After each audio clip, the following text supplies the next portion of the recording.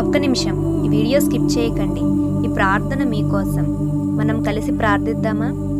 ప్రభువా, ఈ వీడియో చూస్తున్న ప్రతి ఒక్కరిని మీరు ఆశీర్వదించండి.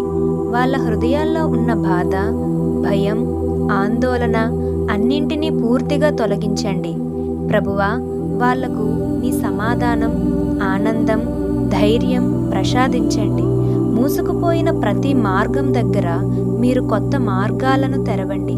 ఈ రోజు నుంచి వాళ్ళ జీవితాల్లో ఒక కొత్త ఆరంభం కలుగజేయండి.